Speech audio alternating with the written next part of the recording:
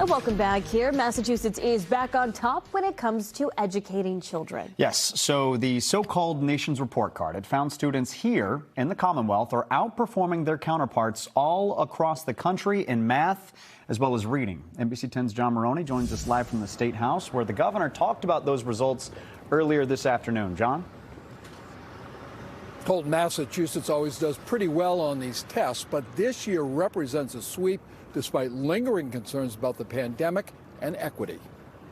Massachusetts students stand alone at #1 in the country. Governor Healey and others touting new test scores that indicate 4th and 8th graders here are the best in the nation when it comes to math and reading. There is more work to do, obviously, but where other states have continued to see a decline, in Massachusetts, the good news is we've halted that decline. Here's a look at the local results from the National Assessment of Educational Progress.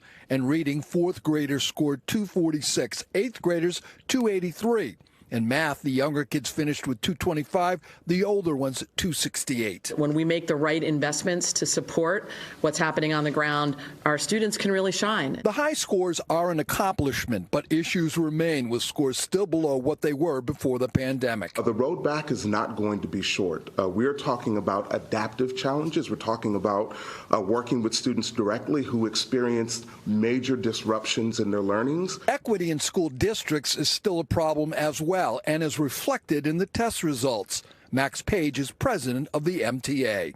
Unfortunately, a student's zip code, which means their family income, family education levels, has a real big impact on their ability to reach their highest potential. Now, everyone agrees that the high test scores are great news, but like the governor said, more work needs to be done.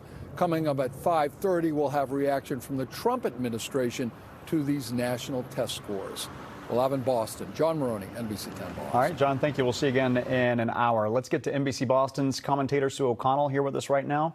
So it was just a few months back now, November, that voters here in the Commonwealth, we approved a proposal to do away with the MCAS, right? Yep. So with that in mind, with that sort of in context right now, how do you think that the results of that vote will impact the Commonwealth's ability to get scores up, or won't it? Well, I think, Colton, there's a painful lesson we're going to learn, and that is not to throw a tool away that you need into the trash, even if you don't think it's perfect, until you actually have a replacement, which we don't have yet.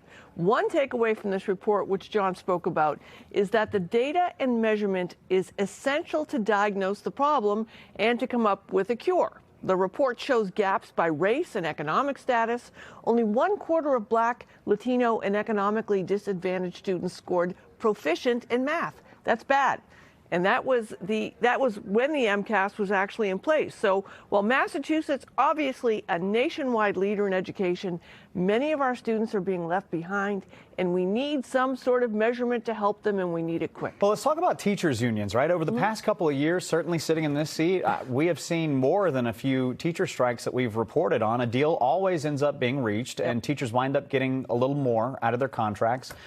What do you say to a parent sitting at home right now who wants teachers to be paid more, certainly, but also is wondering why these contract improvements don't lead to improved scores? Well, first I would say we need to look at our zip code, because if we're in some zip codes, our kids have more challenges than other zip codes. And then I would say we should look in the mirror, and I don't mean that harshly, right?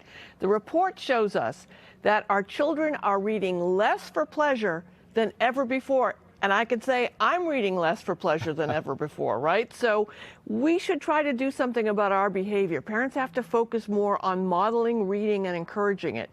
And we also have this amazing computer in our hands all the time that does all sorts of math.